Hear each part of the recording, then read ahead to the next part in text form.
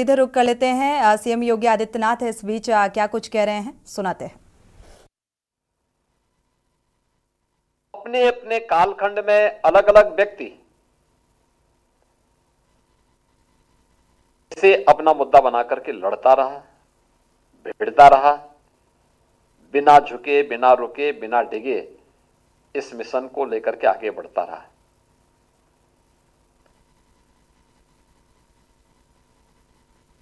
और दुनिया के अंदर किसी एक पावन स्थल के लिए इतने लोगों ने अपनी शहादत दी हो, इतने बड़े संकल्प हुए हों, अन्यत्र देखने को भी नहीं मिलता है।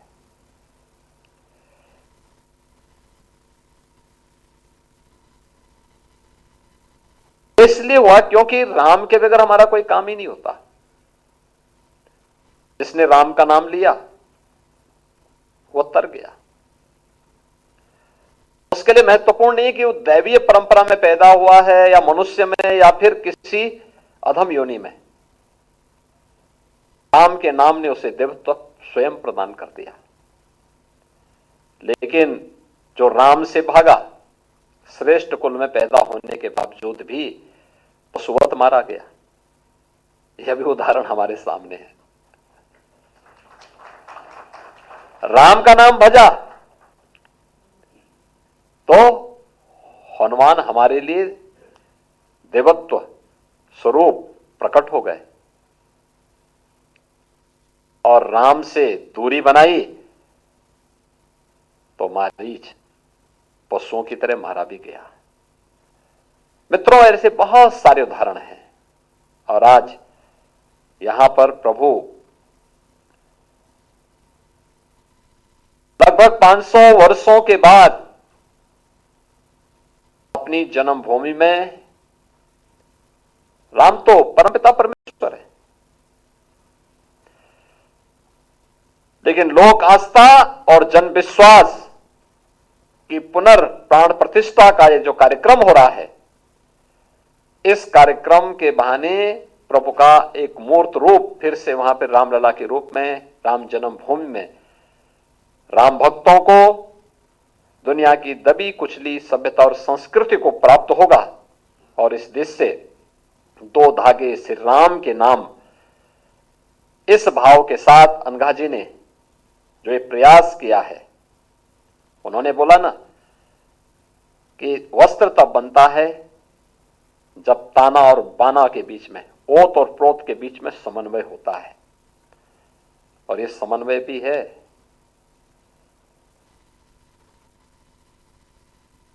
राम भक्ति का ताना है तो हैंडलूम का बाना भी है। राम भक्ति का ये ताना हैंडलूम यानी हस्तशिल्प परंपरा को एक नई ऊर्जा प्रदान करने वाला है। उन्होंने बहुत अच्छा उदाहरण दिया। तो एक फिल्म मेकर थी, डॉक्यूमेंट्री बनाती थी, देश में घूमती थी, दुनिया में घूमती थी, अपने डॉक्यूमेंट्री को कैसे हाईलाइट करना है इसके बारे में कुछ नए विजन के साथ सोचती थी, देखती थी, कार्य करती थी। लेकिन उसमें अंतःकरण की संतुष्टि नहीं थी। अंतःकरण की संतुष्टि तो इस बात को लेकर के थी कि आखिर मैं समाज को दे क्या रहा हूं, देश के लिए क्या कर रही हूं, क्या यही हमारी जिम्मेदारी है? क्या यही तक हम अपने आप को सीमित कर दिए हैं? और तब उनके मन में आया कि हैंडलूम के लिए भी तो कुछ किया जाना चाहिए, जहां से हमारे वस्त्र बनते हैं। और 2 हैंडलूम से कार्य प्रारंभ किया। आज 110 हैंडलूम उनके पास है, और जिसके माध्यम से उन्होंने आत्मनिर्भरता के लक्ष्य को प्राप्त किया जा सकता हो। और राम तो हमारी धर्म, अर्थ, काम और मोक्ष, ये चारों पुरुषार्थों के माध्यम है। आप मुझे बताइए, राम जैसा कोई नाम है जिसके नाम पर केवल नाम मात्र से ही आजीविका चलती है? लाखों कथा व्यास आज भी राम कथा के माध्यम से लाखों लोगों को 7 दिन 9 दिन और कई कई महीने भर इस अभियान के साथ जोड़ करके रखते हैं।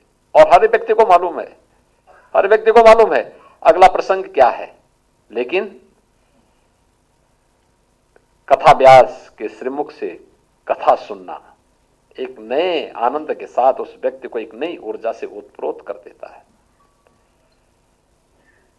मैं देखता हूं कुछ तो ऐसे हैं जो राम कथा जहां भी होगी वे अवश्य 2 घंटे 3 घंटे, आज जब परिवार में व्यक्ति 5 मिनट नहीं बैठना चाहता, आप देखो ना कैसा वातावरण है।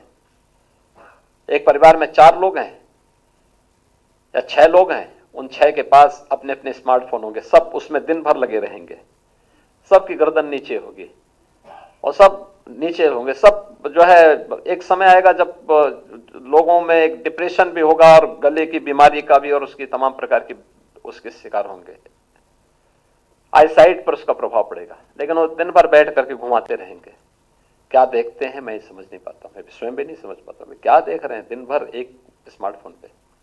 लेकिन दूसरी तरफ ये भी देखते हैं कि वही लोग जो परिवार में 5 मिनट बातचीत मिलकर के नहीं कर सकते, कथा में जाते हैं 3-3 घंटे बैठ करके भगवान के नाम का भजते हैं। वो 3 घंटे उनके जीवन के सबसे अमूल्य घंटे होते हैं,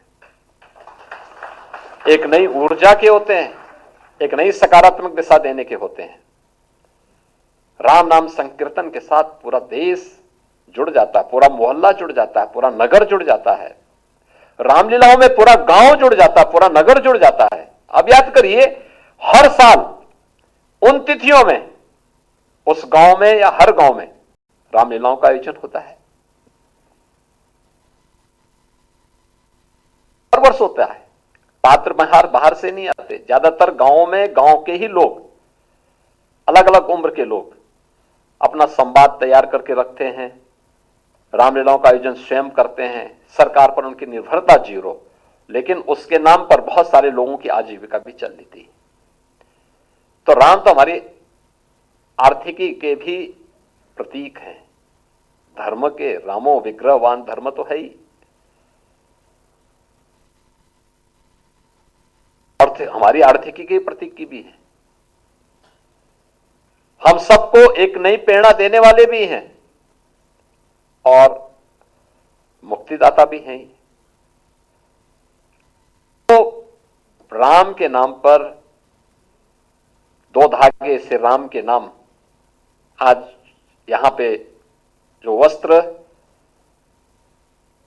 गंगा जी के माध्यम से श्री राम जन्मभूमि तीर्थ क्षेत्र राष्ट्र को यहां पर प्रदान किए गए हैं, यह निश्चित ही हैंडलूम संस्कृति को एक नई दिशा देगा और लोगों के मन में एक नया भाव अवश्य आएगा। आज के इस अवसर पर मैं एक बार फिर से गंगा जी को, उनकी पूरी टीम को हृदय से धन्यवाद देता हूं। वे स्वयं यहां आई और यहां आकर के उन्होंने इससे पहले राम जन्मभूमि तीर्थ क्षेत्र का वहां पे अयोध्या में दर्शन किया। अब तो अयोध्या जाने के लिए तो हर व्यक्ति इच्छुक है, क्योंकि अब नए भारत की नई अयोध्या आ चुकी है। जाके देखो ना अयोध्या,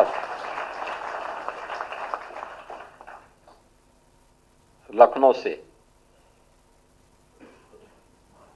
बहुत आसान हो चुका जाना। हम लोग 22 के कार्यक्रम के बाद हेलीकॉप्टर की सेवा भी देने जा रहे हैं। 35-40 मिनट में आप अयोध्या पहुंचेंगे। और जहां हेलीपैड बनाए जा रहे हैं वहां से 5 मिनट में हनुमानगढ़ी और राम जन्मभूमि दर्शन करने के लिए 5 मिनट से ज्यादा नहीं लगेगा। तो ये सेवा भी वहां प्रदान होने जा रही है। इसके अलावा रोड की कनेक्टिविटी, लखनऊ से, प्रयागराज से, वाराणसी से, गोरखपुर से 4 लेन की बेहतरीन कनेक्टिविटी, रेलवे लाइन पहले मीटर गेज की थी, अब ब्रॉड गेज के साथ डबल लाइन रेल वहां जोड़ चुकी है। अंदर का इंफ्रास्ट्रक्चर 4 लेन का हो चुका है। विश्वास ही नहीं करेगा कि ये वही अयोध्या है क्या। और इंटरनेशनल एयरपोर्ट भी 821 एकड़ क्षेत्रफल में हम लोगों ने नया इंटरनेशनल एयरपोर्ट अयोध्या में तैयार किया है। आदरणीय प्रधानमंत्री जी के कर कमलों से उसका उद्घाटन भी हो चुका है। अयोध्या में पवित्र सरयू नदी में क्रूज संचालित होगा, ये कल्पना थी, लेकिन आज वास्तविकता है। पंचकोसी, 14 कोसी और 84 कोसी की परिक्रमा को अब कोई रोक नहीं सकता है। अब अयोध्या में कर्फ्यू नहीं लगेगा, राम नाम संकीर्तन होंगे।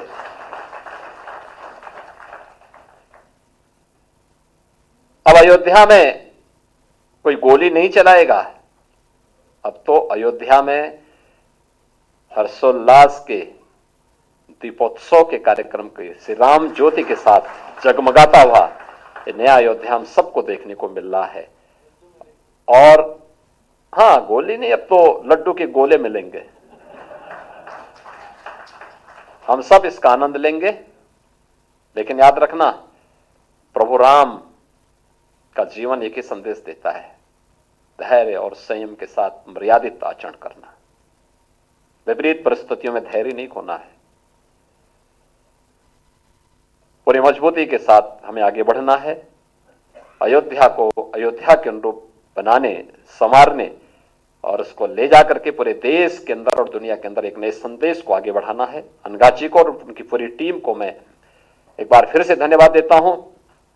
श्री राम जन्मभूमि तीर्थ क्षेत्र ट्रस्ट के कोषाध्यक्ष पूज्य स्वामी गोविंद देव गिरी जी को, हम्पी से पधारे हैं पूज्य स्वामी दयानंद पुरी जी महाराज और अपने राष्ट्रीय स्वयंसेवक संघ के वरिष्ठ प्रचारक, पूर्व सरकारवाह आदरणीय श्री भैया जी जोशी जी, जिनके प्रेरणा से यह कार्यक्रम यहां पर हो रहा है।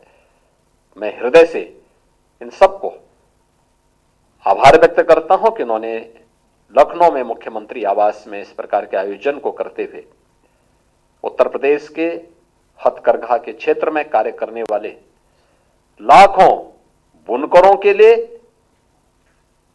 एक नया आत्मनिर्भरता का संदेश भी प्रभु राम के माध्यम से दिया है। उनका हृदय से मैं आभार व्यक्त करते हुए 22 जनवरी के रामलला के पावन प्राण प्रतिष्ठा समारोह के प्रति आप सभी को, पूरे प्रदेशवासियों को हृदय से अपनी शुभकामनाएं देता हूं। धन्यवाद। जय हिंद, जय जय सीताराम।